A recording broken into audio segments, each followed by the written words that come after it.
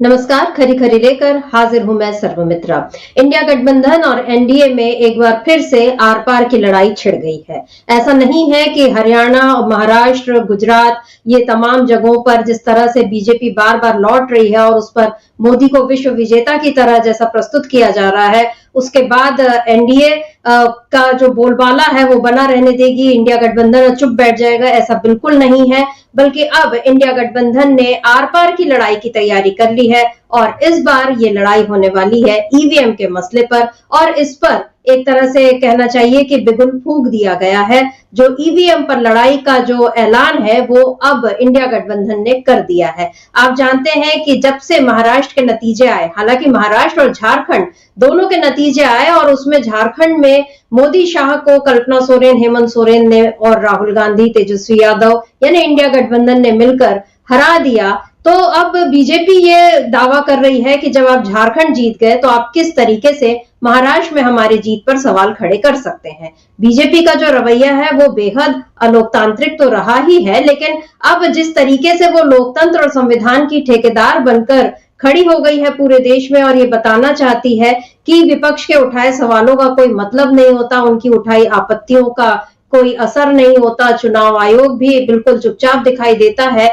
तो इन सब के बावजूद अगर इंडिया गठबंधन फिर भी अपनी आवाज उठा रहा है तो इसका मतलब ये है कि इंडिया गठबंधन अब बीजेपी के आगे दबने वाला नहीं है और उसने मान लिया है कि जब तक लोकतंत्र और संविधान को बचाने के लिए निष्पक्ष तरीके से चुनाव नहीं होते, जब तक ईवीएम को लेकर संदेह बरकरार रहेगा, जब तक चुनाव की प्रक्रिया पर सवाल उठते रहेंगे और उसके जवाब नहीं मिलेंगे, तब तक इंडिया गठबंधन चुप बैठने वाला नहीं है। आप जानते हैं कि आज से संसद का शीतकालीन सत्र शुरू हुआ और जैसे कि उम्मीद थी, बीजेपी जो पहले से मान के बैठी थी कि वो किस तरीके से अपना बचाव करेगी। आप जानते हैं कि अभी अदानी के मुद्दे पर जैसा देश में माहौल गरमाया हुआ था और चुनाव पर इसका असर पड़ सकता है, ये डर बीजेपी को लग रहा था।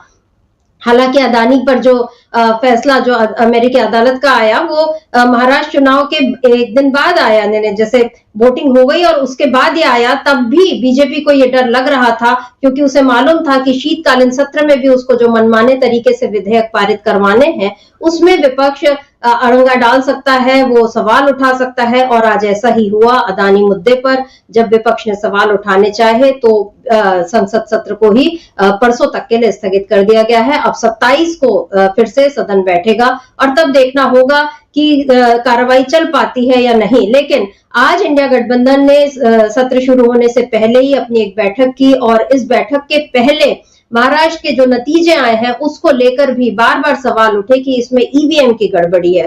कांग्रेस के सांसद, शिवसेना के सांसद, एनसीपी के सांसद यानी इंडिया गठबंधन के तमाम सांसद जो हैं वो इस पर सवाल उठा रहे हैं। और अब खबर ये भी आई है कि महाराष्ट्र में जो महाविकास आघाड़ी के 239 उम्मीदवार जिनको हार मिली है वो अब वीवीपैट की जांच के लिए दरखास्त करने वाले हैं। तो ये जो मसला पूरा उठ खड़ा हुआ है और इसके बाद बीजेपी किस तरह से अब अपना बचाव करेगी, क्योंकि इस बार इंडिया गठबंधन ने यह तय कर लिया है कि वो संसद से लेकर सड़क तक आंदोलन करेगी, ईवीएम के मुद्दे पर चुप नहीं रहेगी।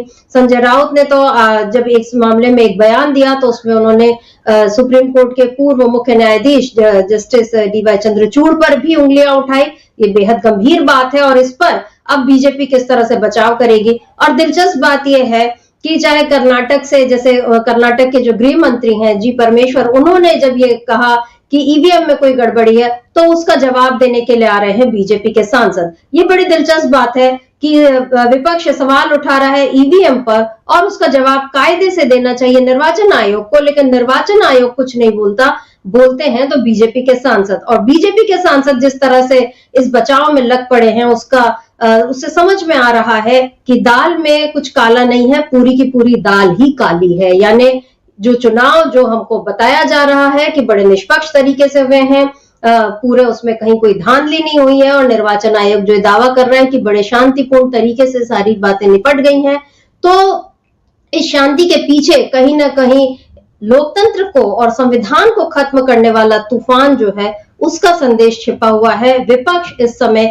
इसी संदेश को बाहर निकालने की कोशिश में है और इस पर बीजेपी जो है उसका डर सामने आ रहा है और इसीलिए न वो संसद चलने दे रही है, न सड़क पर आंदोलन जब अगर होता है तो उसको कुचलती है बीजेपी। और अगर विपक्ष के नेता सवाल उठाते हैं तो उन्हें दूसरे तरीके से जवाब देती है, उन्हें अपमानित करने के तरीके से जवाब देती है बीजेपी। तो बीजेपी के सारे हथकंडे अब जनता भी देख रही है, समझ रही है और इस पर अब जब इंडिया गठबंधन ने ये तैयारी कर ली है कि अब वो ईवीएम पर आर पार की लड़ाई लड़ेगा, तो देखना दिलचस्प होगा कि जनता उसमें किस तरह से इसका साथ देती है। आप हम अपनी बात आगे बढ़ाएं, आज की इस चर्चा को शुरू करें उससे पहले सुन लेते हैं संजय राउत का एक बयान जो उन्होंने ईवीएम को लेकर दिया, जिस तरह से उन्होंने महाराष्ट्र चुनाव के नतीजों पर कहा। संजय राउत ने यह भी कहा कि ये जो नतीजे हैं ये जनता के नहीं लगते, क्योंकि जब हम लोग जिस तरीके से देख रहे थे माहौल वो कहीं से भी महायुति के पक्ष में नहीं था, पूरी तरह से महाविकास आघाड़ी के पक्ष में माहौल बना हुआ था। लेकिन फिर भी ये जो नतीजे आए हैं ये स्वीकार नहीं किए जा सकते। कांग्रेस सांसद उदित राज ने भी यही कहा और भी बहुत से लोगों ने लगातार ईवीएम को लेकर सवाल उठाए हैं। पहले सुन लेते हैं कि संजय राउत ने क्या कुछ कहा, उसके बाद हम इस चर्चा को आगे बढ़ाते हैं। हमारे साथ जुड़े हुए हैं अमलेंदु उपाध्याय जी। सबसे पहले हम सुन लेते हैं संजय राउत ने क्या कहा। 65 लोगों का एक फैमिली है, उनको 4 वोट पड़े हैं, ऐसा कैसा हो सकता है। ऐसी बहुत जगह से हमको कंप्लेंट्स आई है और ईवीएम ये बहुत बड़ा मुद्दा इस चुनाव में रहा। इसलिए हम इस बार कहते हैं कि ये जो निर्णय है वो आप रखिए, लेकिन महाराष्ट्र में आप ये चुनाव फिर एक बार लेकर मतपत्रिका बैलेट पर लीजिए और हमें दिखाइए कि हमारा फैसला ईवीएम का सही है। अगर बैलेट पर आप जीतते हो, देखिए पोस्टल बैलेट पर जो काउंटिंग हो गया महाराष्ट्र, उसमें तो महाविकास आघाड़ी का सब जगह पर हमने आगे है, हम लीड पर है, 140 145 सीट पर हम लीड पर है। बैलेट पेपर पर जो चुनाव और काउंटिंग हो गया तो अचानक 1 घंटे में हम नीचे कैसे आ सकते हैं? और इतने नीचे क्या ये पॉसिबल है? शरद पवार जैसा नेता महाराष्ट्र उसके पीछे खड़ा था इस बार। उनको जिस तरह से सीटें मिली है या अजित पवार को सीटें मिली है, ये कौन सा निर्णय है? इसके लिए ये जो सब खिचड़ हो गया ना महाराष्ट्र में, मिस्टर चंद्रचूड़ जिम्मेदार है। बेहद गंभीर बयान कि उन्होंने सीधे सीधे मिस्टर चंद्रचूड़ को जिम्मेदार ठहरा दिया। मिस्टर चंद्रचूड़ यानी पूर्व मुख्य न्यायाधीश भारत के, और जब पूर्व मुख्य न्यायाधीश पर इतना बड़ा आरोप लग रहा है तो इसका मतलब है कि कहीं संदेह की सुई जो है वो सीधे सीधे व्यवस्था पर जाकर टिक रही है। वो व्यवस्था जिसके तहत न्यायपालिका भी आती है, कार्यपालिका भी आती है, विधायिका भी आती है। ये सब जो है मिलकर किस तरीके से लोकतंत्र को इस समय लोकतंत्र खत्म करने के लिए किस तरह इनको टूल बनाया जा रहा है, ये एक तरीके से कहा गया है संजय राउत के बयान में। और उन्होंने जो आश्चर्य जताया है, ऐसा नहीं है कि वो केवल संजय राउत बोल रहे हैं, बहुत से पर्यवेक्षक, बहुत से पत्रकार जो जमीन पर थे, जिन्होंने घूम घूम कर लोगों से बातें की थी, जिन्होंने सर्वे किए थे।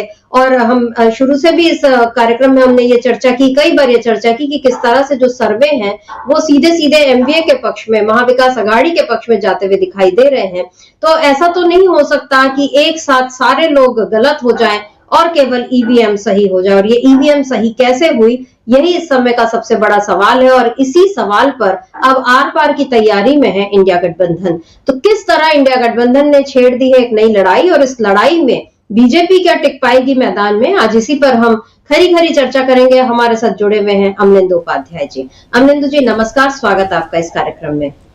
अमलेंदु जी, महाराष्ट्र के चुनाव के जो नतीजे आए वो अप्रत्याशित थे, न केवल इंडिया गठबंधन के लिए बल्कि मुझे लगता है कि महायुति के लोगों को भी इस पर आश्चर्य हुआ। अब जिस तरीके से अजित पवार चुटकियां ले रहे हैं, उन्होंने रोहित पवार को कहा कि सोचो अगर मैं कर्जत में, मतलब उनके इलाके में अगर मैं रैली करता तो क्या उनका हश्र होता। यानी अब जो बड़बोलापन है वो दिखने लगा है। अभी तक जो रो रहे थे, जो ये कह रहे थे कि मैंने अपनी पत्नी को अपनी बहन के खिलाफ लड़ाकर गलती की, और अब वो इस तरीके से बड़बोलापन दिखा रहे हैं। उधर एकनाथ शिंदे जो हैं वो सीएम पद की दावेदारी तो ठोक ही रहे हैं, वो बीजेपी को ये डर दिखा रहे हैं कि देखो अब बीएमसी चुनाव भी होने वाला है और भी नगरीय निकायों के चुनाव होने वाले हैं, तो अगर आपने मुझे सीएम नहीं बनाया और तो फिर शिवसेना का जो असर है इन शहरों में वो नहीं देखने मिलेगा और आपको बड़ा नुकसान हो जाएगा। यानी अब ये जो हॉर्स ट्रेडिंग तो नहीं कह सकते, लेकिन ये है कि दबाव की राजनीति महायुति के भीतर शुरू हो गई है। भले ही उसने बहुत बड़ी जीत हासिल कर ली और बीजेपी ने 88% के स्ट्राइक रेट के साथ जीत हासिल की है,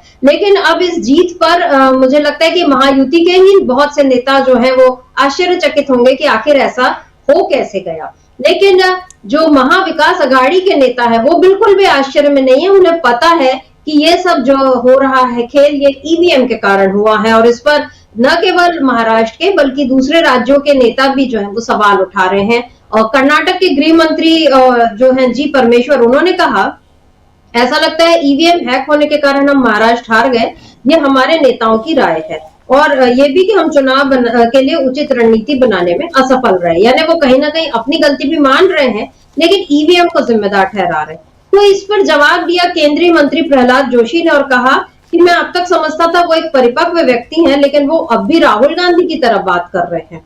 भाजपा केंद्र में थी जब उन्होंने कर्नाटक में 135 सीटें जीती और झारखंड चुनाव भी जीता, लेकिन फिर वे ऐसी बातें कहते हैं।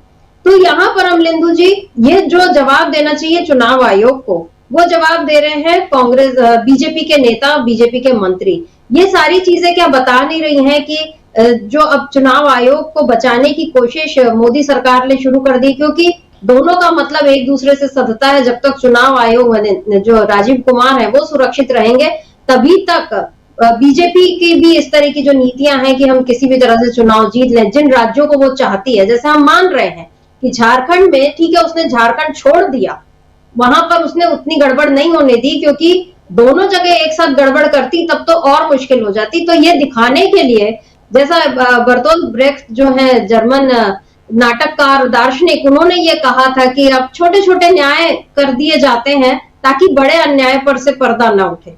क्या यहाँ पर वही खेल नजर आ रहा है? जो ब्रेख्ट की बात है वो सही होती नजर आ रही है क्या यहाँ? देखिए सुमित्रा जी, एक तो बीजेपी ने जो महाराष्ट्र में किया वो कोशिशें तो झारखंड में भी की थी कि वहाँ भी इस तरीके से किया जाए, लेकिन वहाँ कामयाब नहीं हुए, या कहिए कि वहाँ रुक गए कि फिर आगे बढ़े नहीं। उसके दो कारण हैं। महाराष्ट्र की जीत जिस तरीके से लोगों को पच नहीं रही है और सवाल उठ रहे हैं कि महाराष्ट्र में बीजेपी ऐसे कैसे आ सकती है जीत कर। अगर झारखंड भी जीत लेते तो फिर पूरे देश के अंदर एक तरीके से कहा जाए विद्रोह की स्थिति हो जाती है, लोग सड़कों पर दिखाई पड़ते। तो अभी कहने के लिए बहाना ये कि साहब क्यों महाराष्ट्र में लाड़की बहना योजना थी और झारखंड में मैया सम्मान योजना थी, तो इन दो महिलाओं ने जो है ये चुनाव जितवा दिया, वहाँ हेमंत सोरेन को और यहाँ बीजेपी को। ये बहाना भी बनाया जा सके ताकि मशीनों के जरिए जो काम किया गया है और चुनाव आयोग के जरिए जो काम किया गया है उस पर पर्दा डाला जा सके महिलाओं के नाम पे। तो ये एक रणनीति भारतीय जनता पार्टी ने अपनाई। और ये मुझे लगता है समिता जी, ये जब राजीव जी हमारे जो एडिटर इन चीफ हैं वो जब महाराष्ट्र में थे, वहाँ से न्यूज़ पॉइंट कर रहे थे, तो हमारे जो वरिष्ठ साथी हैं प्रशांत टंडन जी, उन्होंने वहीं से ये सवाल उठाया था कि भाई ऐसा कैसे हो सकता है कि आप कहें कि साहब वो लाड़की बहना योजना जो है वो महाराष्ट्र में तो काम कर रही है, लेकिन मैया सम्मान योजना वो झारखंड में काम नहीं कर रही है। तो बीजेपी को लग गया कि ये सवाल उठना अगर शुरू हो गए हैं तो चुनाव के बाद ये सवाल उठेंगे कि ऐसा कैसे हो गया कि साहब लाड़की बहना योजना के नाम पे जो है आप महाराष्ट्र जीत गए और हेमंत सोरेन झारखंड हार गए। तो जो काम उन्होंने महाराष्ट्र में किया वो काम करते करते वो झारखंड में रुक गए। और इसलिए रुक गए समिता जी, चूँकि जो सामने आई हैं चीज़ें वो ये आई हैं कि लगभग 80 लाख वोट जो हैं वो चुनाव के बाद चुनाव आयोग ने बढ़ा दिए महाराष्ट्र में लगभग 8% के आसपास, और झारखंड में वो वोट बढ़ा सिर्फ 1% के आसपास। और 1% वोट बढ़ने का नतीजा झारखंड में दिखाई पड़ता है कि वहाँ इंडिया गठबंधन थम्पिंग मेजोरिटी के साथ 2/3 बहुमत के साथ आ रहा है और 3/4 बहुमत के साथ महायुति जो है वो 8% वोट बढ़ने के साथ आ रहा है महाराष्ट्र में। तो ये किस तरीके से किया गया, तो ये आया। इसी को लेकर जो दिग्विजय सिंह हैं, कांग्रेस के महासचिव भी रहे हैं, राज्यसभा के सदस्य भी हैं और मध्य प्रदेश के पूर्व मुख्यमंत्री हैं, उन्होंने सुबह एक ट्वीट किया समिता जी, और उन्होंने उस ट्वीट में लिखा कि महाराष्ट्र के चुनाव में वही हुआ जो बीजेपी चाहती थी। उन्होंने 148 उम्मीदवार खड़े किए जिसमें से 132 जीत गए। स्ट्राइक रेट 89% है। वे यदि चाहेंगे तो शिवसेना शिंदे व एनसीपी अजीत पवार के बिना भी सरकार बना सकते हैं। यह चुनाव बीजेपी फॉर इंडिया यानी बीजेपी ने पूरा ईवीएम के माध्यम से टारगेटेड पोलिंग बूथ्स पर मैनिपुलेट कर जीत हासिल की है। लोग कहेंगे फिर झारखंड में कैसे हार गए। आप ही सोचिए, नरेंद्र मोदी जी, अमित शाह जी के लिए क्या झारखंड से महाराष्ट्र अधिक महत्वपूर्ण नहीं है? इंडिया गठबंधन को चुनाव आयोग के व्यवहार पर और ईवीएम द्वारा चुनाव कराए जाने के विषय पर तत्काल चर्चा करना चाहिए, ये कहना है दिग्विजय सिंह का चुनाव आयोग की भूमिका और मशीनों की भूमिका को लेकर। संमित्रा जी, अब ये चीज़ें चल रही हैं जिस तरीके से संजय राउत ने साफ तौर पे कहा कि बैलेट पेपर से जो नतीजे आ रहे हैं उसमें 140-145 सीटों पर महाविकास आघाड़ी आगे दिखाई पड़ता है, लेकिन मशीनें आती हैं तो महायुति जो छप्पर फाड़ कर जीत कर आ जाता है। और जो गुरदीप सप्पल हैं, कांग्रेस के प्रवक्ता भी हैं, उन्होंने कल एक ट्वीट किया था कि नांदेड़ की जो लोकसभा सीट है, संमित्रा जी, लोकसभा चुनाव हुआ तो नांदेड़ लोकसभा सीट पर आने वाली सारी की सारी विधानसभा सीटें कांग्रेस जीती। विधानसभा चुनाव आता है 4 महीने के बाद, तो आप 4 महीने बाद जो है वो सारी की सारी सीटें कांग्रेस हार जाती है, बीजेपी जीत जाती है। इन 4 महीनों में आखिर बीजेपी ने ऐसा कौन सा करिश्मा कर दिया, ऐसा कौन सा काम कर दिया कि 4 महीने में वो सारी की सारी सीटें कांग्रेस हार जाती है और बीजेपी सारी की सारी सीटें जीत जाती है? तो निश्चित तौर पर सवाल तो उठेंगे ईवीएम मशीनों को लेकर।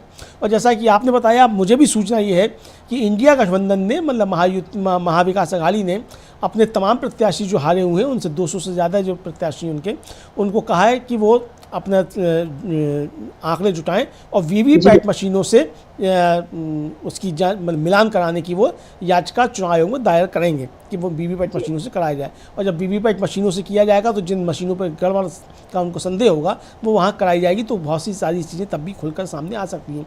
अब चुनाव आयोग इसके लिए क्या करता है वो देखना होगा, चूँकि सारे सवाल तो चुनाव आयोग और मुख्य चुनाव आयुक्त तो राजीव कुमार पर ही उठ रहे हैं, और संदेह के घेरे में या कहें आरोपों के घेरे में मुख्य चुनाव आयुक्त तो राजीव कुमार खुद हैं कि ये चुनाव ना नरेंद्र मोदी की जीत है, ना ये जीत महायुति की है, ना ये एकनाथ शिंदे की लाड़की बहना योजना की जीत है। ये जीत सीधे सीधे मुख्य चुनाव आयुक्त तो राजीव कुमार की जीत है। भारतीय जनता पार्टी को खुले मन से राजीव कुमार जी को धन्यवाद अदा करना चाहिए। समिता जी जी, जस्टिस चंद्रचूड़ ने तो जाते जाते ये कहा था कि देखना होगा कि इतिहास मेरा आकलन किस तरह से करेगा। वो बड़े उत्सुक थे ये देखने के लिए कि उनको किस तरीके से लोग याद करेंगे। और आज जिस तरीके से संजय राउत ने उनको याद किया, तो अब उनको ये हिंट मिल गया होगा कि उनको कैसे याद किया जाएगा आगे।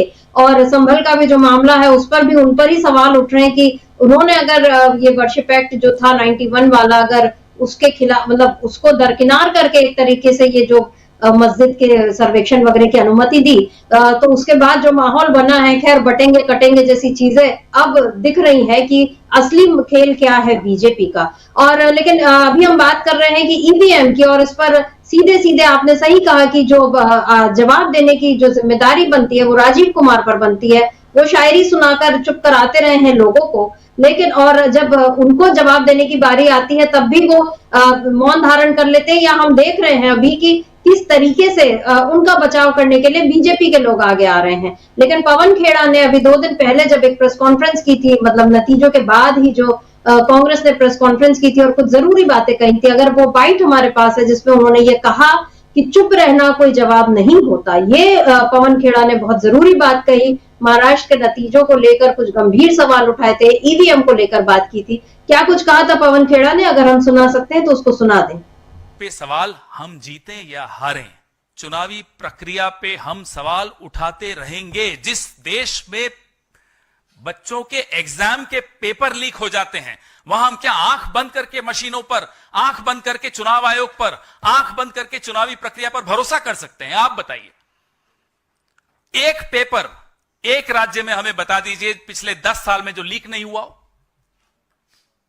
इसलिए जब हम बार बार चुनावी प्रक्रिया की बातें करते हैं, चुनाव ईवीएम्स की पारदर्शिता की बात करते हैं, 99% बैटरीज की बात करते हैं, तो चुनावी प्रक्रिया को और पारदर्शी और लोकतंत्र को और मजबूत बनाने के लिए ये बात करते हैं। आप झारखंड का नतीजा दिखा दिखाकर हमारा मुंह नहीं बंद कर सकते। हम नहीं चुप होंगे, हम बोलेंगे, और चुनाव आयोग से हम बार बार बोलेंगे।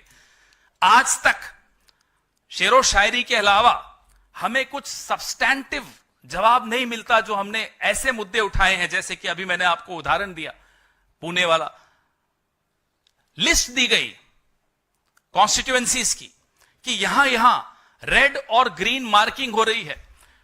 बीजेपी के नेता रेड मार्किंग मतलब इन नामों को हटा दिया जाए वोटर्स लिस्ट से।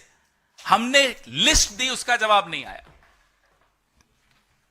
99% बैटरीज के बारे में आज तक जवाब नहीं दिया। शेरो शायरी जरूर आई, वो भी बड़ी वाहियात प्रकार की शेरो शायरी थी, उसमें भी कोई मनोरंजन नहीं था। तो इस तरह से अगर चुनाव होंगे और बड़ी शातिर तरीके से हमारा मुंह बंद कर दिया जाए, हम लगातार हरियाणा में भी हमने ये आवाज उठाई कि हमने ही नहीं, सिविल सोसाइटी, एनजीओज ने उठाई कि ये वोट शेयर कैसे बढ़ गया, वोटिंग परसेंटेज कैसे बढ़ गई, 1 घंटे 2 घंटे 3 घंटे 12 घंटे में बढ़ता चला जा रहा है चुनाव खत्म होने के बाद, ये कैसे हो रहा है? जवाब नहीं आता। आज से 5 साल पहले कभी आपके पास ये मुद्दा भी सामने आया था कि ये परसेंटेज कैसे बढ़ रहा है चुनाव खत्म होने के बाद? रोज हर चुनाव के बाद और काउंटिंग से पहले कहीं ना कहीं आपके ही चैनल्स पे, सोशल मीडिया हैंडल्स पे ये खबरें चलाई जाती हैं, दिखती हैं, वीडियोस दिखाई देते हैं कि बीजेपी के नेता की गाड़ी में ईवीएम मशीन मिली कल नागपुर में, कल रात को, परसों। कोई जवाब नहीं। क्या चुप्पी से चुनाव आयोग अपने आप को, रात की नींद कैसे आती होगी इन लोग? चुप रहना कोई उत्तर होता है क्या? इसलिए इस देश की सबसे पुरानी पार्टी, इस देश की सबसे बड़ी पार्टी, इस देश में 54 साल 7 महीने शासन में रहने वाली पार्टी की हैसियत से और प्रमुख विपक्षी दल की हैसियत से हम अपनी ये जिम्मेदारी समझते हैं कि इस तरह के सवाल जो कि भारतीय जनता पार्टी को बड़े परेशान करते हैं, हम उठाएंगे, क्योंकि हमें आने वाली पीढ़ियों की चिंता है, हमें लोकतंत्र की चिंता है, हमें इस देश में पारदर्शी चुनाव करवाने की जिम्मेदारी हम अपनी भी मानते हैं।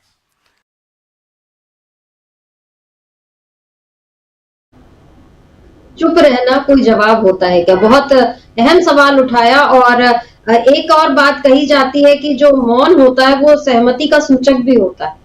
तो अब अगर चुनाव आयोग चुप है तो इसका मतलब या तो वो मान रहा है कि विपक्ष जो आरोप लगा रहे हैं वो सही है, और अगर वो जवाब नहीं दे रहा तो इसका मतलब वो कहीं ना कहीं अपनी ही किसी करतूत को छुपा भी रहा है। हरियाणा का मुद्दा उठाया पवन खेड़ा ने, और इस बारे में एक अपडेट है अमलेंदु जी, जिसमें जो 5 तारीख को हरियाणा में अक्टूबर को जब चुनाव हुए थे, और तभी से विपक्ष ने ये आरोप भी लगाया था और उसका 20 सीटों पर कम से कम उसने दिया था, लेकिन फिर चुनाव आयोग ने उसकी याचिका को खारिज कर दिया था। लेकिन अब हरियाणा कांग्रेस ने पंजाब हरियाणा हाईकोर्ट को तक वो पहुंच गया है, और इसमें जो कांग्रेस प्रदेश अध्यक्ष हैं चौधरी उदयभान, उन्होंने ये कहा है कि भारतीय जनता पार्टी ने ईवीएम हैक करने की जो गड़बड़ी की है और इसकी जांच की मांग की है, इसको लेकर एक याचिका पंजाब एंड हरियाणा हाईकोर्ट में अब जमा की गई है, और इसमें कांग्रेस ने 27 सीटों पर गड़बड़ी की आशंका जताई है और आचार संहिता के उल्लंघन के आरोप बीजेपी पर लगाए हैं, और ये कहा है कि चुनाव से ठीक पहले किसानों के खाते में पैसे डालना, युवाओं को नौकरियां देना और ये सरकारी मशीनरी का दुरुपयोग करना, ये सब काम बीजेपी ने किए ताकि वो चुनाव जीते। और ये भी कहा कि कई विधान सीटों पर ईवीएम में गड़बड़ी की गई, कई ईवीएम की बैटरी 90 और 100% तक चार्ज थी, और ये मतलब अब इस पर देखना होगा कि ये जो मामला दर्ज हुआ है हाईकोर्ट में, अब इस पर हाईकोर्ट क्या निर्देश देता है, क्योंकि इसी तरह की बात जो थी जब चंडीगढ़ चुनाव के बाद हाईकोर्ट में हुआ था, लेकिन मामला फिर पहुंचा सुप्रीम कोर्ट तक, और वहां सुप्रीम कोर्ट ने देख लिया कि हाँ ये तो साफ साफ दिख रहा है कि अधिकारी जो है वो गड़बड़ कर रहा है। लेकिन अब यहाँ पर ईवीएम की बात है, यहाँ पर हाथ से या जो उस पर गड़बड़ी नहीं कर सक रहे और सीसीटीवी का कोई फुटेज नहीं है, लेकिन कांग्रेस ने बाकायदा सारे सबूत जुटाए हैं हरियाणा में, और अब महाराष्ट्र को लेकर भी यही बात कह रहे हैं। जैसे पवन खेड़ा ने कहा कि वो बाकायदा लिस्ट है कि कहां पर हरी स्याही कहां लाल स्याही, जिससे पता चले कि किन नामों को हटाना है, किन को जोड़ना है। और उसके अलावा सुप्रिया सुले ने भी कहा कि हम सारे सबूत जुटा रहे हैं, डीके शिव कुमार ने भी ये सारी बातें कही। ये अमलेंदु जी जो लड़ाई हो रही है आर पार की, ये आपको क्या लगता है किस अंजाम पर पहुंचते दिखेगी, और इसके आखिर में क्या बीजेपी खुद को हार के किनारे पर महसूस करेगी? अब देखिए संबिता जी, लड़ाई अब बढ़ेगी, अब ये थमने वाली नहीं है, चूँकि अभी तक जो था वो केवल हरियाणा की बात हो रही थी और अब इस पे महाराष्ट्र आ गया, और बार बार यही कहा जा रहा था चुनाव से पहले भी कि बीजेपी महाराष्ट्र में भी हरियाणा वाला खेल करेगी। अब वो बीजेपी करेगी या चुनाव आयोग या राजीव कुमार जो भी करेंगे, मतलब जो भी जिसने भी किया हो वो खेल होगा, इस तरीके की बातें कही जा रही थी और ये बात अब सच साबित होती नज़र आ रही है।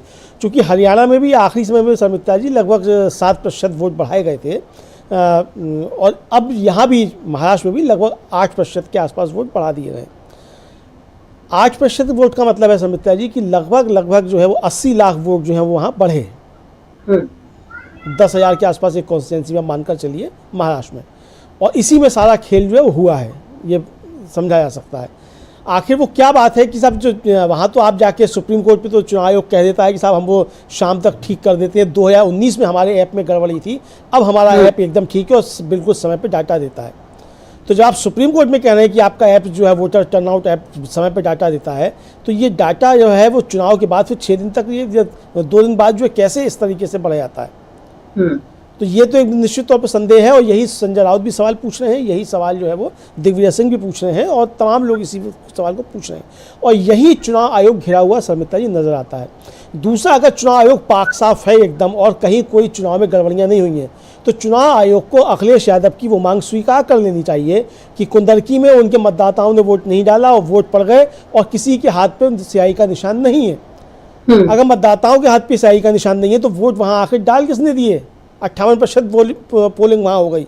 चुनाव आयोग को तुरंत ये स्वीकार करना चाहिए चैलेंज अखिलेश यादव का और जाकर वहाँ अपनी टीम ले जाकर जांच करानी चाहिए। अगर कुंदरकी में गड़बड़ है तो पूरा महाराष्ट्र में भी गड़बड़ है जी।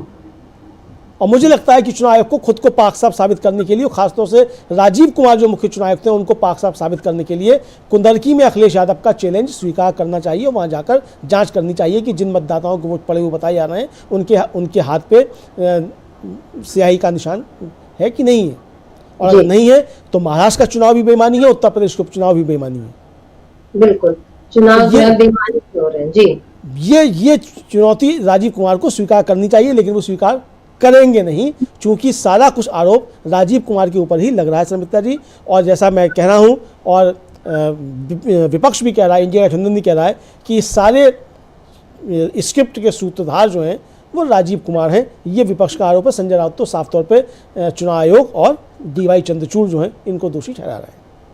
जी, उन्होंने तो 2 नाम बता दिए। हम देख रहे हैं कि जैसे अदानी पर पीएम कोई कार्रवाई नहीं होने देना चाहते। आज भी सदन के मतलब संसद के दोनों सदन इसी नाम पर वहां हंगामेदार रहे क्योंकि अदानी के मुद्दे पर चर्चा चाह रहे हैं। लेकिन मोदी जानते हैं कि अगर अदानी पर चर्चा हुई या उन पर कोई कार्रवाई हुई तो सबसे पहले वही फंसेंगे। और ठीक यही बात राजीव कुमार के साथ भी ऐसा लग रही है क्योंकि अगर वो जवाब देंगे या वो कोई कार्रवाई करेंगे तो उसमें सीधे सीधे बीजेपी को नुकसान होता दिखेगा और बीजेपी नुकसान में आई तो फिर उनके लिए भी मुश्किल हो जाएगी। यानी सारे सबके जो तार हैं एक दूसरे से जुड़े हुए हैं, पूरा एक गिरोह जैसा बन चुका है देश में और वो गिरोह काम कर रहा है। लेकिन अभी भी विपक्ष जो है उसके हौसले कम नहीं पड़े हैं। आज जिस तरीके से इंडिया गठबंधन ने बिल्कुल आर पार की लड़ाई का ऐलान कर दिया है, वो कह रहे हैं कि हम सबूत जुटाएंगे और सबूत सामने रखेंगे। और ठीक है, चुनाव आयोग इन सबूतों को नहीं देखेगा लेकिन अदालत को तो ये सबूत देखने पड़ेंगे, उसके बाद भले फैसला चाहे वो जो दे। लेकिन अगर ये बात अदालत तक भी पहुंचती है तो उसमें सवाल जो है वो बीजेपी पर उठेंगे और जनता भी फिर देखेगी कि किस तरीके से सारा खेल हो रहा है। अखिलेश यादव का आपने जिक्र किया, अखिलेश यादव ने क्या कुछ कहा है हम अपने दर्शकों को सुना देते हैं। उन्होंने तो ये भी कहा कि आप फिर से चुनाव करा लीजिए और फिर देख लेते हैं क्या होता है। और जो आपने बात कही कि उंगलियों पर स्याही के निशान नहीं थे, इसका मतलब है कि कहीं कोई गड़बड़ हुई है। और एक दिलचस्प बात मुझे ये भी लगती है अमरिंदु जी, मतलब जैसे हम अनिल मसीह जो चंडीगढ़ चुनाव का पूरा जिन्होंने वो किया खेल किया, जिन पर लोकतंत्र की हत्या का आरोप लगाया सुप्रीम कोर्ट ने, लेकिन उन पर कोई कार्रवाई होते हमने देखी नहीं कि उनको कोई सजा मिली हो, ऐसा सुनने में नहीं आया। इसी तरीके से पहले जो चुनाव हुए थे उसमें ये दिख रहा था कि एक ही जो लड़का है वो मेरा ख्याल है नाबालिग था वो लड़का और वो बार बार ईवीएम को दबा रहा था और उसके वीडियो बनाकर। लेकिन ऐसे जितने भी मामले आते हैं, बहुत सारी गड़बड़ियां, कहीं ईवीएम किसी की गाड़ी में पकड़ाई जाती है और भी इस तरह की चीजें होती है तो उन पर तुरंत खबर आ जाती है, थोड़ी देर का हल्ला हो जाता है। लेकिन ये इनको ऐसा करने वालों को कोई सजा मिलती है, कोई मिसाल कायम की जाती है, ये चीज कभी भी देखने नहीं मिली। और यही बात जो है वो अभी तक मुझे लगता है कि बीजेपी को बचाते आई है। बहरहाल सुन लेते हैं कि अखिलेश यादव ने क्या कुछ कहा। ये नए जमाने की इलेक्ट्रॉनिक बूथ कैप्चरिंग है। ये नए ज़माने की इलेक्ट्रॉनिक बूथ कैप्चरिंग का मामला है, जो कोर्ट की निगरानी में होने वाली मतगणना में कैमरे के सामने हेराफेरी कर सकते हैं, वो अपने लोगों के बीच बूथ के बंद कमरे में क्या नहीं कर सकते। अगर पीडीए के अधिकारी कर्मचारी बदलकर धांधली न की होती तो भाजपा एक भी सीट के लिए तरस जाती, जैसे कि लोकसभा चुनाव में हुआ था। जब ऐसी व्यवस्था मिल्कीपुर में नहीं हो पाई तो वहां का चुनाव भी सरकार ने टाल दिया, और धांधली करने के लिए ही, और इस बात की भनक जब पड़ गई सरकार को कि जो लोग छुट्टी पे आए हैं वो लोग भी भारतीय जनता पार्टी के खिलाफ मतदान कर करके जाएंगे, तो इन्होंने चुनाव की तारीखें बदल दी थी। एक देश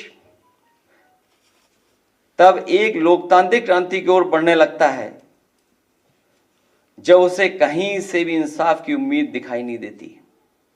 महंगाई, बेरोजगारी, बेकारी और चुनावी धांधली से आक्रोशित समाज एक सीमा तक ही सहता है। इतनी सी बात तो अनपढ़ भी समझता है कि पेट की आग कभी भी उसको नहीं जिता सकती जिसने रोटी छीनी हो। अमरेंद्र जी, यहाँ पर अखिलेश यादव ने बहुत गंभीर बात कही है। उन्होंने साफ साफ आंदोलन की बात यहाँ पर कही और ये कहा है कि लोग इस तरह से चुप नहीं बैठेंगे, अगर आप धांधली करते रहेंगे तो अब चुप बैठकर हम नहीं देखेंगे। ये सीधे सीधे उनका संदेश है। उन्होंने बता दिया कि मिल्कीपुर में चुनाव नहीं करवाने या जो चुनाव की तारीखें बढ़वाने, इन सब के पीछे क्या कारण थे और किस तरह बीजेपी ने सारा खेल किया है, चुनाव आयोग ने सारा खेल किया है।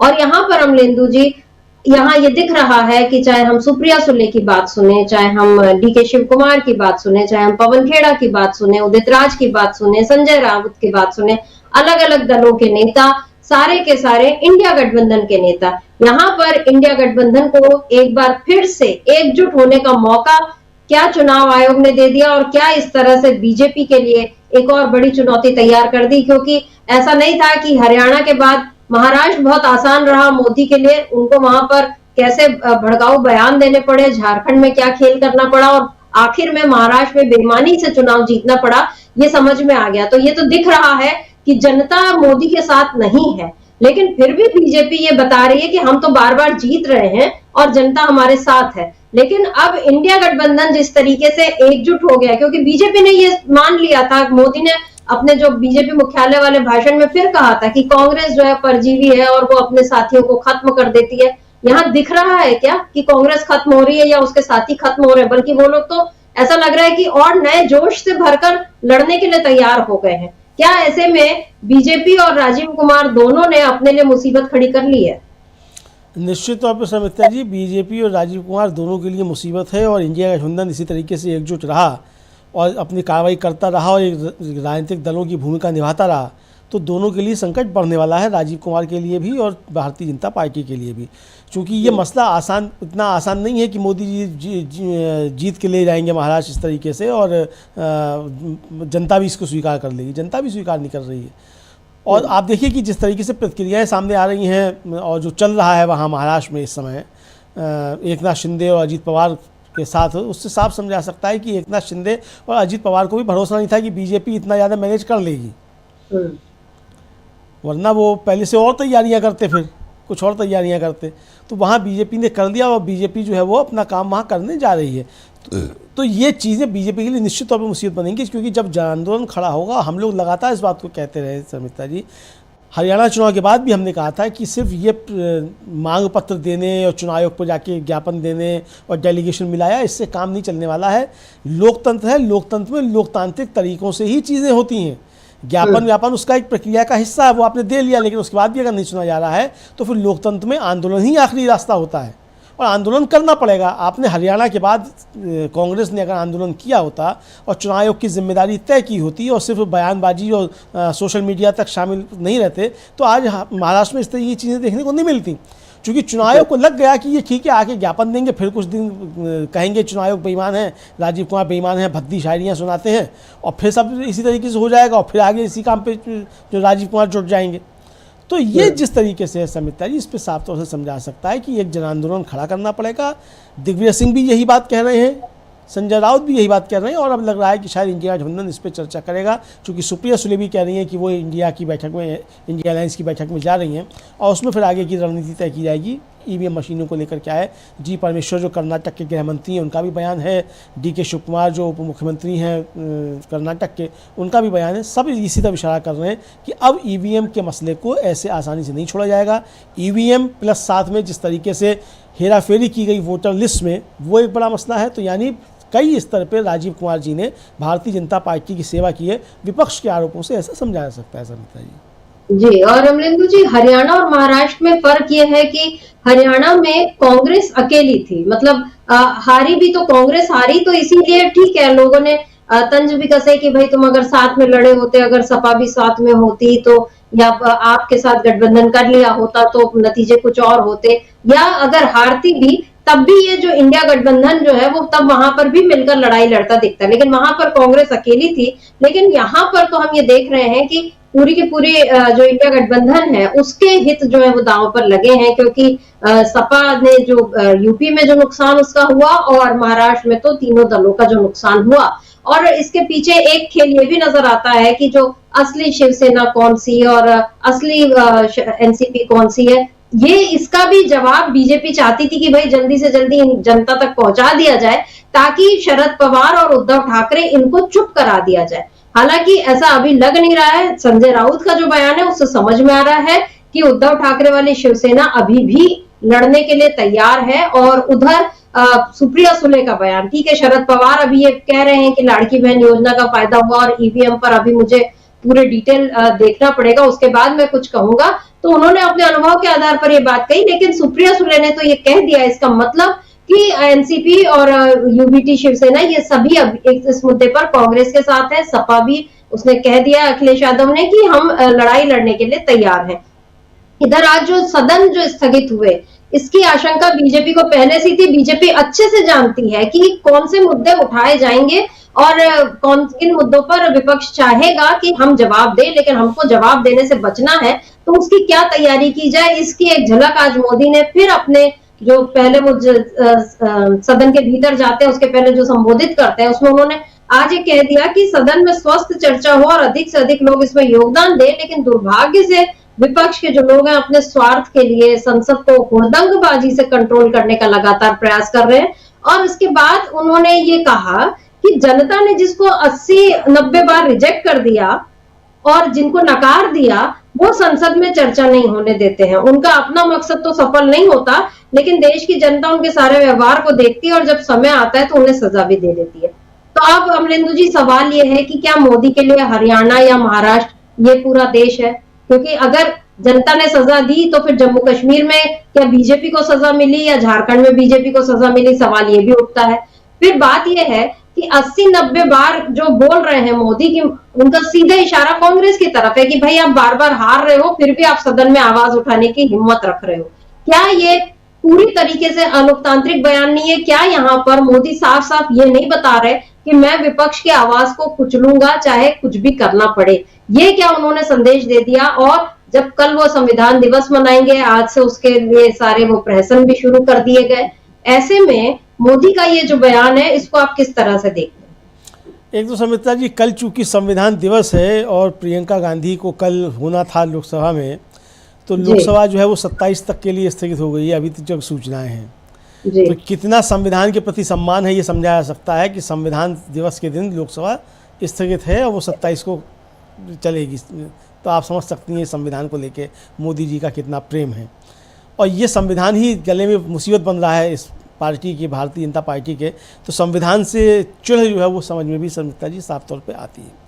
अब जिस तरीके से मोदी ने आज जो बात कही है समिता जी, तो हम मोदी जी से इसके अलावा कोई आशा कर भी नहीं सकते कि वो अपना जो रूप है असली वो दिखाएंगे इस तरीके से। आज उन्होंने अपना वो असली रूप दिखाया है कि वो विपक्ष को किस तरीके से कुचलने के लिए तैयार है, लेकिन विपक्ष कुचलने को खुद तैयार नहीं है। वो कह रहा है कि आओ 2-2 हाथ करेंगे और लोकसभा में ही 2-2 हाथ करेंगे, वरना आज भी संसद चलने दी जाती। अगर मोदी जी का इतना छप्पर फाड़ के बहुमत आया हुआ है लोकसभा में और महाराष्ट्र की जीत का इतना नशा है, तो फिर संसद में सामना करना चाहिए था विपक्ष का। चूँकि संसद में विपक्ष का सामना ना करना पड़े तो संसद स्थगित करवा दी गई। और अगर अडानी इतने पाक साफ हैं, मोदी जी का उसमें कोई हाथ नहीं है और मोदी जी अडानी को नहीं बचा रहे हैं, जैसा कि राहुल गांधी का आरोप है कि मोदी बचा रहे हैं, तो फिर अडानी पर चर्चा हो जानी चाहिए संसद में। जेपीसी बन जाए अडानी पर, क्या दिक्कत है? लोकसभा राज्यसभा दोनों में हो इस पर चर्चा और जेपीसी बन जाए, अडानी की जांच हो जाए। लेकिन अडानी की अगर जांच होगी तो मोदी जी खुद फंस सकते हैं, जैसा कि राहुल गांधी का कहना है। अब मोदी ही अडानी है, अडानी ही मोदी है, इस तरह की बातें विपक्ष करता रहता है। अब मोदी ही अडानी है और अडानी ही मोदी है कि नहीं, हमें नहीं मालूम। लेकिन अगर ये आरोप लग रहे हैं तो मोदी जी को इन आरोपों से बरी होने के लिए जेपीसी की जांच करवा देनी चाहिए, अडानी को गिरफ्तार करवा के अमेरिका को सौंप देना चाहिए। तो लेकिन अडानी के बचाव में मोदी जी क्यों कूद रहे हैं? अगर अडानी से कोई संबंध नहीं है, महाराष्ट्र के चुनाव में अगर अडानी की भूमिका नहीं है, जैसा कि विपक्ष का आरोप है कि हज़ारों करोड़ रुपया अडानी का खर्च हुआ है महाराष्ट्र के चुनाव में भारतीय जनता पार्टी के लिए, अगर ऐसा नहीं है तो अडानी पर कोई जांच कराने के लिए मोदी जी तैयार क्यों नहीं है? ये सवाल तो उठता है। तो ये सवाल ना उठे, मुझे लगता है इसके लिए मोदी जी को अडानी की जांच भी करवानी चाहिए और अमेरिका जो उनको मांग रहा है तो अमेरिका को सौंप भी देना चाहिए अडानी को कि अडानी जाओ, अब अमेरिका जाओ, वहाँ जाके सामना करो। और आप अगर अडानी अगर पाक साफ है तो वहाँ से भी पाक साफ होकर आ जाएंगे। अगर यहाँ मोदी जी की नज़र में पाक साफ है अडानी, तो वहाँ जाके काले थोड़ी हो जाएंगे, वहाँ भी पाक साफ रहेंगे फिर कानूनी तौर पे। तो अडानी जाए, वहाँ जाके सामना करें, मोदी जी कहें अडानी से रात को 8 बजे आके ही घोषणा कर दें कि अडानी जी जा रहे हैं अमेरिका, FBI के सामने उपस्थित होंगे और वहाँ की कोलंबिया की जो अदालत है वहाँ जाएंगे, सामना करेंगे, चूँकि अडानी जी पाक साफ हैं, उन्होंने किसी को रिश्वत दी ही नहीं है। लेकिन ऐसा नहीं हो सकता, चूँकि मोदी जी समझते हैं कि अडानी के फंसने का मतलब है कि मोदी जी निशाने पर आएंगे, विपक्ष उनको घेरेगा, तो इसीलिए संसद नहीं चलने दी जाएगी। और ये पूरा सत्र मुझको लगता है समिता जी अडानी के मसले पर ऐसे ही निलंबित रहेगा जैसे आज हुआ है। जी, 20 तारीख तक सत्र चलना है, लेकिन अब देखना होगा कि कितने बार निलंबित होता है और किन किन तरीके से हंगामे होते हैं। और इस बार जो ओम बिरला है वो अपना ही पिछला रिकॉर्ड तोड़ते हैं या नहीं, कि वो कितने सांसदों को निलंबित कर सकते हैं, जगदीप धनखड़ और ओम बिरला मिलकर, ये भी एक देखने वाली बात रहेगी। अदानी का मसला उठा है अमरिंदु जी, तो एक मैं बीजेपी नेता नाम भूल रही हूँ, शायद सुधांशु त्रिवेदी या कोई और, उनका ये बयान आया कि जैसे ही मतलब अमेरिका में ये जो चुनाव के टाइम उसने ये फैसला किया है, तो इसका मतलब वो सीधे सीधे ये बता रहा है कि अमेरिकी गवर्नमेंट जो है या अमेरिका की जो न्यायपालिका है वो भारत में मोदी सरकार को अस्थिर करने के लिए या उसको परेशान करने के लिए इस तरह के काम कर रही है।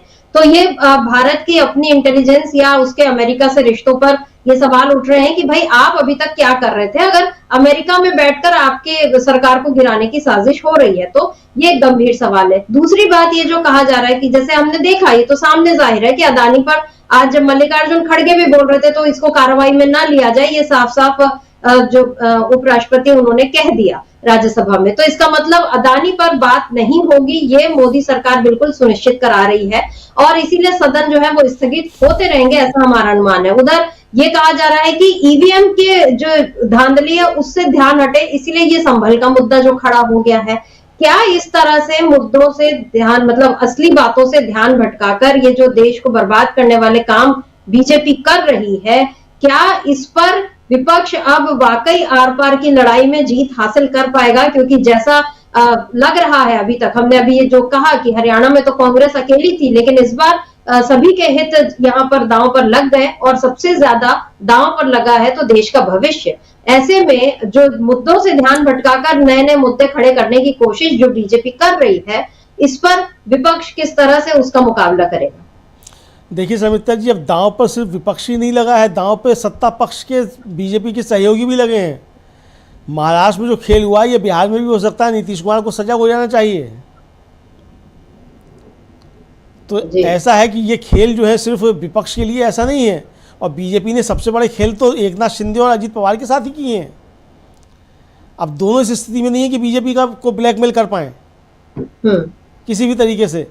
तो नीतीश कुमार को भी सावधान हो जाना चाहिए, और लोकसभा में चाहे नीतीश कुमार हो चाहे एकनाथ शिंदे हो, जो भी उनकी क्षमता है, या अजित पवार की, हालांकि अजित पवार के तो एक ही सांसद हैं, जो भी क्षमता है विपक्ष को इस मसले पर उनको साथ देना चाहिए, चूँकि वरना आगे उनके लिए समय और खराब आने वाला है। कल को हो सकता है एकनाथ शिंदे की पार्टी में ही कोई दूसरा एकनाथ शिंदे पैदा हो जाए, हो सकता है अजित पवार की पार्टी में ही कोई दूसरा अजित पवार पैदा हो जाए, और बीजेपी उनको ठीक उसी स्तर पर जगह लाके खड़ी कर दे जहाँ पे उद्धव ठाकरे को शरद पवार को लाके खड़ा किया था। तो ये सबक लेने की आवश्यकता अजीत पवार, एकनाथ शिंदे, नीतीश कुमार तीनों को है सुमित्रा जी, कि ये सबक सीखें और जो राष्ट्रीय महत्व का मुद्दा है, जो लोकतंत्र के महत्व का मुद्दा है, उस पर ईमानदारी के साथ विपक्ष के साथ खड़े हों और चुनाव आयोग को ईमानदार बनाने के लिए चुनाव आयोग जो एक संवैधानिक संस्था है वो अपना संवैधानिक दायित्व पूरा करे, इसके लिए मजबूर करने के लिए इनको भी साथ देना चाहिए वो विपक्ष का। एकनाथ शिंदे को भी खुलकर आगे कहना चाहिए कि जो भी गड़बड़ियाँ हुई होंगी उसके लिए हम विपक्ष के साथ हैं। अजीत पवार को भी कहना चाहिए, और अजीत पवार तो खुद सुमित्रा जी आज से मुझे लगता है शायद 5 साल पहले प्रेस कॉन्फ्रेंस बाकायदा कर चुके हैं। अजीत पवार, छगन भुजबल और राज ठाकरे, इन तीनों की संयुक्त प्रेस कॉन्फ्रेंस हुई थी कि ईवीएम और वीवीपैट मशीन हटाओ। मुझको ध्यान पड़ रहा है 5 साल हो गए होंगे इस बात को। तो जो ये मांग कर रहे थे तो वो आज ये मांग क्यों नहीं कर रहे हैं, सवाल ये है। तो आज भी इनको मांग करनी चाहिए। और ये मसला सिर्फ विपक्ष का नहीं है, ये मसला सबसे ज़्यादा संकट बीजेपी के जो सहयोगी हैं उनके लिए खड़ा होगा आने वाले समय में। बीजेपी के सहयोगियों को इस बात को समझना चाहिए समिता जी। मोदी जो बार बार कांग्रेस को परजीवी पार्टी और अपने सहयोगियों को खत्म करने वाली पार्टी बोलते हैं, असल में ये बात बीजेपी पर लागू होती है। परजीवी जैसे शब्द का इस्तेमाल तो हम नहीं करेंगे, क्योंकि भले जैसा मोदी ने अभी कहा कि 80-90 बार हार रहे हैं फिर भी आवाज उठाते हैं संसद में, तो ठीक है, बीजेपी ने भी बहुत 2 सीटों से अपने तैयार जो सफर था वो शुरू किया था और फिर सत्ता तक पहुंची। तो ये लोकतंत्र का कमाल था जो बीजेपी ने इतना लंबा सफर तय किया। लेकिन अब सवाल उठ रहे हैं कि आखिर इस सफर में उसने कितनी गड़बड़ियां की, कितनी धांधली की। और ईवीएम की बात है तो खुद लालकृष्ण आडवाणी ने इस पर सवाल उठाए थे, एक वक्त था। और चलिए उस बात को अगर आप पुरानी बात बोल देते हैं, अगर राजीव कुमार ये कहें कि नहीं अब तो बहुत सारे हमने एडवांस वो सब चीजें हो गई हैं और ईवीएम बिल्कुल सही तरीके से काम करती है, तो अभी जून में जब लोकसभा के नतीजे आए थे तो उसमें बीजेपी नेता है सुजय विखे पाटिल, जो अहमदनगर लोकसभा सीट हार गए। 2019 में वो जीते थे, लेकिन इस बार वो शरद पवार की जो पार्टी एनसीपी, उसके उम्मीदवार नीलेश लंके ने हरा दिया सुजय विखे पाटिल को 28,000 वोटों से, करीब 29,000 वोटों से हरा दिया। तो उस पर फिर उन्होंने मांग की कि ईवीएम मशीन का जो माइक्रो कंट्रोलर है उसका सत्यापन किया जाए। ये शिकायत सुजय विखे पाटिल ने की थी। यानी बीजेपी के जो उम्मीदवार हैं वो भी ये मानते हैं कि कहीं ना कहीं कोई गड़बड़ होती है, जिसके बाद नतीजे इस तरह से प्रभावित होते हैं। और जब अखिलेश यादव सबूत दे रहे हैं, जब हरियाणा में सबूत मिल रहे हैं, जब महाराष्ट्र में इस तरह से बातें उठ रही हैं, उसके बाद चुनाव आयोग अगर चुप ही रहेगा तो फिर पवन खेड़ा का वो सवाल बिल्कुल सही है कि चुप रहना कोई जवाब नहीं होता, या चुप रहना ही क्या जवाब है, ये सवाल इस समय है। लेकिन ये उनकी मर्जी है राजीव कुमार की, वो चुप रहे, वो इस मामले में नरेंद्र मोदी को मात दे दें। अभी तक तो वो प्रेस कॉन्फ्रेंसेस करते हुए दिख रहे हैं, लेकिन हो सकता है आगे से वो ये भी कह दें कि नहीं हमें कोई प्रेस कॉन्फ्रेंस नहीं करनी, जैसे मोदी नहीं करते। तो ठीक है, मोदी है तो मुमकिन है, राजीव कुमार है तो मुमकिन है, ये सब दिख रहा है। लेकिन अब इस मुमकिन को नामुमकिन बनाने की तैयारी कर ली है इंडिया गठबंधन ने। संसद से सड़क तक आंदोलन के लिए तैयार हो चुका है इंडिया गठबंधन, और खास तौर पर ईवीएम के मुद्दे को लेकर आर पार की लड़ाई लड़ने के लिए तैयार है इंडिया गठबंधन। तो अब देखना होगा कि अगले चुनाव, यानी अब दिल्ली और बिहार की बारी है, दोनों ही जगह बीजेपी फिर चाहती है कि सत्ता उसको मिल जाए, लेकिन अब हरियाणा और महाराष्ट्र जैसा खेल क्या बिहार और दिल्ली में कर पाएगी बीजेपी, ये देखना होगा। तो अमलेंदु जी, आज इस चर्चा को हम यही रोकते हैं। आपका बहुत बहुत शुक्रिया, और शुक्रिया आप तमाम दर्शकों का जो आप हमारे साथ जुड़े और आपने इस चर्चा को ध्यान से सुना। आगे भी आप बने रहिए डीवी लाइव के साथ और देखते रहिए